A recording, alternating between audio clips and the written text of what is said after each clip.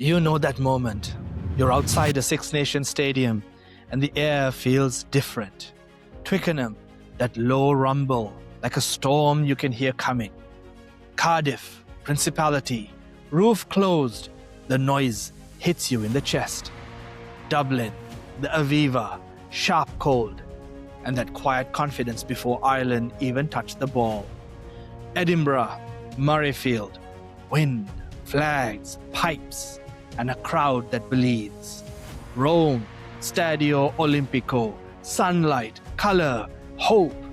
Paris, Stade de France, nightlights, and chaos waiting under the surface. That's how we remember the Six Nations. But today, I want to do it different. Let's look at how these 6 teams played in last year's Six Nations. And let's then layer on top of that the stats from November when they played against some of the informed teams from the South and see who's in form, who holds the cards, who's on the up, and who needs a lot of work going into 2026. Let's go. First, let's start off with the scoreboard, which is the most honest start. France were not just in form in 2025's Six Nations, they were in control. They averaged 43.6 points for and only conceded 18.6 points on average against. That's not a close win. That's a weekly statement. And England, they were the clear number 2. 35.8 points for and 21 points against. Then it drops off. Ireland's points differential is slightly positive, Scotland slightly negative, and then Italy and Wales, they were on survival mode. Now, here's my favorite way to see it. France led for 58.8 minutes per match in the Six Nations last year. That's nearly 3/4 of the entire game. And that's every single week. England, on the other hand, 44.4 minutes per game. Ireland, 39.8 minutes per game. Scotland, 37.8. Italy, 19.8. And Wales, 3.4 minutes. That's not unlucky. That's basically 5 weeks of chasing. So baseline truth number 1 is that France weren't just winning. They were barely being asked any questions. Now, where did these games live? Let's look at territory. Scotland were number 1 with 54.6% of territory. Ireland were right there as well, 54.2%. France third, 53.2%. And England last, 45.4%. And I need you to feel how weird that is, because England are second on the scoreboard, but last on territory. So they're not winning by camping in your half. They're winning in a different way. Possession also tells you who liked having the ball. Scotland, top again, 56.6% possession. Ireland, 50%. Italy, only 42.6%, which is barely holding on to the ball. Now, the zones that actually decide titles. Ireland lived in the red zone, 33.2%. France, 31%. Scotland, 28.4%. And Italy, 13.8%. So this is how much time as a percentage did each team have possession in the opposition 22 meters. Now we can flip it. How much possession did the teams actually get trapped in their own 22 meters? Italy and Wales basically got trapped the most, with 11.4 and 11.2% of their possession. Scotland was the lowest, 6.6% of their possession was in their 22. So here's the baseline map in plain English. Scotland won field position, Ireland won access, France won everything that matters, Italy and Wales got pinned, and England were doing something else. Now let's look at how the teams chose to play. Did they want the ball or did they want to kick it? Let's look at kicks per 100 rucks. Italy had the highest, 49 kicks per 100 rucks. England were close, 48.6. France, 39.6. Ireland, 32.4. Wales, 30.3. and Scotland just 19.2. So Scotland said, we are playing rugby. England said, we are managing. Italy said, we are surviving. Let's look at passes per match. Scotland, 218 passes per game, the highest by a country mile. Ireland was second with 187. England 137.6 and Italy 120.4. So baseline truth number 2, Scotland wanted game flow. England wanted outcome. France wanted both. Okay, this is where it stops being pretty. Set piece is not a restart anymore. It's now a weapon. France's line-out success was 98.5%. That's not good. That's basically going on autopilot. And then the maul meters. France had 25 meters per game on average. Next best is like half of that. So France didn't need magic to get close. They could walk you there. Now let's look at scrums. England's scrum success was 96.7%, France 95.2%. Ireland was the lowest at 88.9%. And here's the England thing that explains their whole tournament. England won penalties on 30% of their scrums. That means for every 3 scrums, they won 1 penalty. That is free meters, free territory, free entry fuel, and it does massively on your team's confidence. Now let's move on to collisions. England top for gain line success at 64.9%, and they are top for dominant carries. 37.5% of all their carries, more than a third of their carries were dominant carries. So when people say, how did England win without territory or without possession? Well, that's how. They won the contact so often that when they did get a chance, they made it count. Okay, so this is the whole tournament. The opposition, 22-meter entries. France had 11.2 entries per match on average in last year's Six Nations. Scotland was close, 10.6. England and Ireland were 9.8. Italy, 6.8. And Wales, 5.4. Now the brutal part, the conversion. How many of those entries did these teams convert into points? France converted at a 53.6% conversion rate. England, 51%.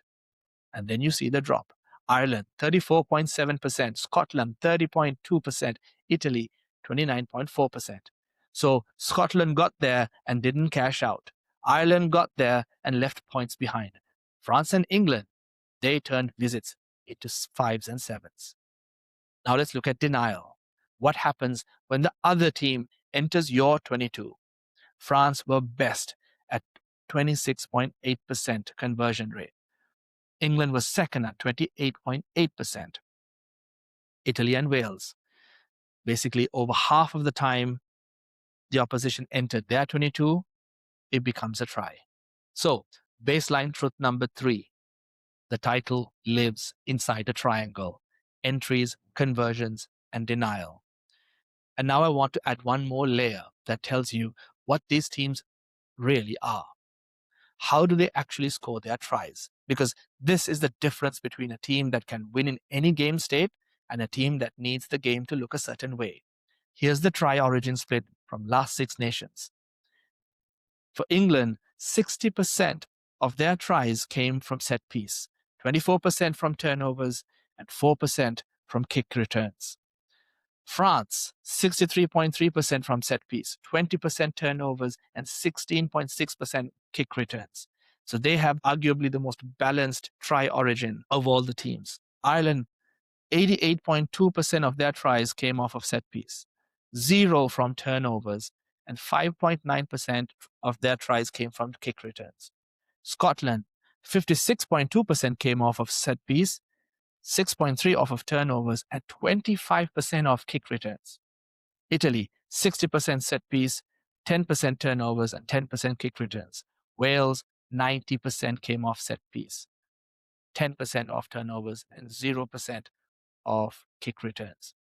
And this is the key point. France have the most varied try scoring profile. They can score off set piece, they can hurt you off turnovers, and they can punish you on kick return. That's why they feel like a problem no matter how you play them. You can't just take away one thing. But now look at Ireland. 88% of their tries come from set piece and 0% from turnovers. That doesn't mean they're bad. It means they are much less lethal in broken play. So if you can stop Ireland getting clean platform, if you can deny them lineouts in your half, if you can keep the game out of those scripted starting positions and dominate their scrums like South Africa did, their try scoring shrink fast. And that's why November matters, because November is where set piece gets contested. And I'm talking about November, I'm talking about November 2025, obviously. And broken play is what decides who you are. So that's the Six Nations baseline. But now let's move on to November, because November does one thing. It raises the price of everything. Set piece gets contested. Discipline becomes territory. And in the red zone, you don't get gifts. So let's go team by team quickly. Not a deep dive, but a reality check. France are still scary. Let's start there. When France enter, they still score. That didn't disappear. The change is that they got fewer free chances. Discipline also spikes from about 8 penalties on average in the Six Nations, goes up to 12 in November. And that matters because penalties are not just infractions, they're invitations. Then let's look at set piece. Scrum and line out numbers drop hard against strong teams. So France go from automatic or autopilot to they have to work hard for everything. And here's the big November feel. France matches look more like shootouts. Strong teams finish more when they get in. So France look less like a lock, more like a fight. England's November story is simple. Their game travels. Entries stay high against strong teams. They still find the 22. Finishing gets harder, obviously as it should, but they don't fall apart. And the England thing that always shows up, late game control. Even when something breaks, like a lineout going wrong, just like how it happened against the All Blacks game where their lineout was in shambles. It was in between 50 to 60% lineout success rate and still managed to beat the All Blacks comfortably. So they can still win because they have other pillars. The only warning light for England in November is potentially their discipline. If you're giving away extra penalties to top teams, you're basically handing them short fields. So England looked most complete going into this year's Six Nations, but they have to stay clean. Ireland in the Six Nations felt like control. November, though, felt like getting pushed backwards. Territory drops. Time in the opposition 22 drops. Time in your own 22 time goes up. And when Ireland are exiting under pressure, that whole beautiful system has less oxygen. Then discipline jumps in November too. And that is a killer for a possession team. And one more big pressure point, line out accuracy, and their scrums slip against the best. So Ireland don't look bad. They look like a team who needs one thing, a red zone answer that still works when they're not living in your 22 all day, and more reliable and stable set piece. Scotland's November story is the same as their Six Nations story, just louder. They can still win the map, they can still get access, but against elite teams, finishing is a different sport. And then the November punch in the gut, the last 10 minutes. Scotland, late in November games, they don't score. They also concede a lot of points in the last 10 minutes. That's not just tactics, that's game state, that's physical, that's psychological. And when the lineout wobbles, their best weapon, first phase strike, disappears. And Italy, in November, they actually get more access. They can get into the 22 more often. The problem is the exchange is still brutal. They don't cash their entries enough, and opponents cash theirs too easily. So Italy can look alive for 60 minutes and still lose by 10 because their red zone is where the gap lives. Now, let's look at Wales. Wales don't need a fairy tale by February. They need a survival kit. Win the middle third, cut the penalties, make the 22 boring again. Because right now the mission isn't to be great. It's stop being easy. Make it incredibly hard to beat them. Or at least make it incredibly hard playing them. So there's the whole thing in one picture. Entries, conversion, and denial. Six Nations shows you what these teams are, and November shows you what survives when the price goes up. So here's my November weighted 2026 predictions. Number 6, I've got Wales. No surprises there. This time around, the job is not to win the title. The job is to stop being easy. Less free territory, less own 22 defense, and more boring red zone holes. Number 5 is Italy. Their access is improving, but the exchange is still the problem. They need more sevens and fewer sevens conceded, and continue their dominant tackles and dominant collisions, where they're making it extremely uncomfortable playing them. Number 4, Scotland. The map is real, the talent is real. But if you don't finish and you can't survive the last 10 minutes, you don't climb. At number 3, I've got Ireland. Still the best at control when it's working, but November showed the tax.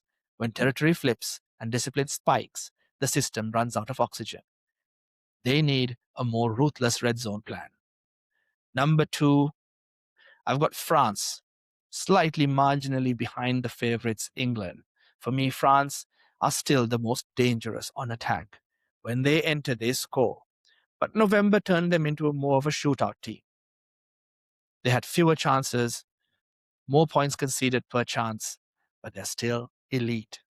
And they've got their captain, Dupont, back after injury as well. That's going to have a huge impact on the entire team's confidence.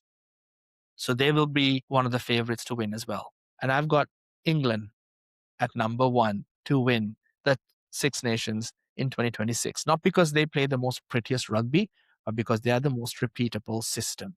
Scrum pressure, powerful collision wins, red zone efficiency, smart kicking, and that late game door slam where they bring on their Pom Squad. In February conditions, those travel. So that's the table for me. England, France, Ireland, Scotland, Italy, and Wales. Now I want to hear from you. Do you agree with this assessment? Or am I completely off? Tell me in the comments. And if you enjoy this kind of rugby breakdown, like this video, subscribe to the channel, and turn on bell notifications because we've got a massive year coming. We're bringing you match previews and reviews for the Six Nations. We're covering the first and second legs of the inaugural Nations Championship. We're doing the Greatest Rivals Tour, All Blacks versus Springboks in South Africa. And we're right there for finals season. Investec Champions Cup finals, URC final, Prem final, and the Super Rugby final. It's a huge year for rugby. So stay tuned. Please like, subscribe, and hit that bell notification. And I'll see you in the next one.